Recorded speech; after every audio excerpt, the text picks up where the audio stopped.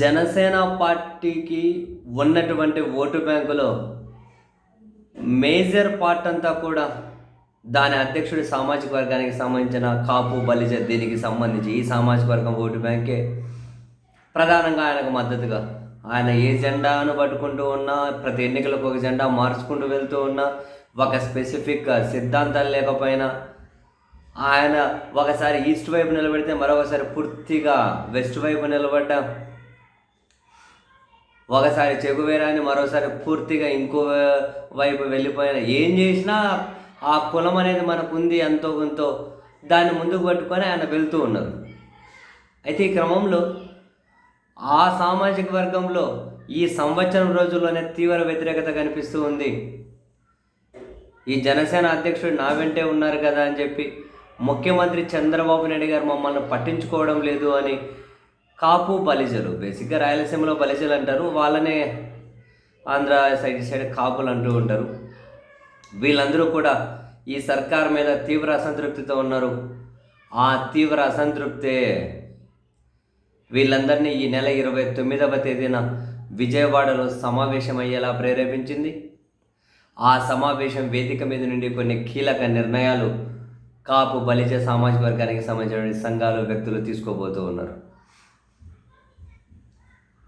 ఇది నిజంగానే ఈ కూటమి పార్టీలకు సంబంధించి ఒక టర్నింగ్ పాయింట్ లాగా చూడాలేమో, రాష్ట్ర రాజకీయాలకు సంబంధించి కూడా అనుకోండి. బట్ వీళ్ళు మెజారిటీగా జనసేన పార్టీని ఓన్ చేసుకుంటూ ఉంటారు. ఇప్పుడు ఆయన జనసేన అధ్యక్షుడు నెక్స్ట్ 15-20 ఏళ్ళు మేమందరం మాట్లాడుకున్నాం, చంద్రబాబు గారు తర్వాత లోకేష్ గారే ముఖ్యమంత్రిగా ఉండాలి అని చెప్పి ఆయన బహిరంగంగానే ప్రకటించుకుంటూ వస్తూ ఉన్నారు. 15-20 ఏళ్ళు ఇంకా మేమే ఉండాలి, ఇంకా జగన్ రాడు అని. ఈ క్రమంలో అసలు మమ్మల్ని కనీసం కూడా పట్టించుకోవడం లేదు అని వాళ్ళు మళ్ళీ ఉద్యమానికి సిద్ధమవుతూ ఉన్నారు. దానికి సంబంధించిన కార్యాచరణ ప్రకటించడం కోసం ఈ నెల 29 సమావేశం కాబోతూ ఉన్నారు. క్షేత్రస్థాయిలో కూడా వ్యతిరేకత కనిపిస్తూ ఉంది వాళ్ళల్లో.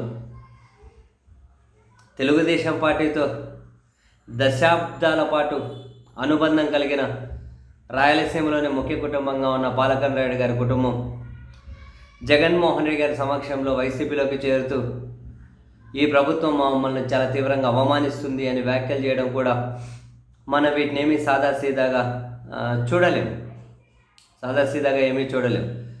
చంద్రబాబు నాయుడు గారు ఏమనుకుంటూ ఉండొచ్చు, ఆ జనసేన అధ్యక్షుడు మనతోనే ఉన్నారు కదా, మరి ఆ సామాజిక వర్గానికి కింద మనం పట్టించుకోకపోయినా నడుస్తుందిలే, వాళ్ళందరూ ఆయన వెంటే ఉంటారేమో, ఆయన మన వెంటే ఉంటారు అని చెప్పి బాబు గారు బేబీ లెక్కలు వేసుకుంటూ ఉండొచ్చు.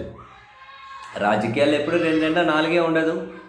వీళ్ళు ఈ నెల 29 సమావేశమై ఏం నిర్ణయాలు తీసుకోబోతున్నారు, ఏం డిమాండ్స్ ప్రభుత్వం ముందు ఉంచబోతున్నారు అన్నది చాలా చాలా కీలకం. Interesting to watch. చూద్దాం ఏం చేస్తారో ఫైనల్గా.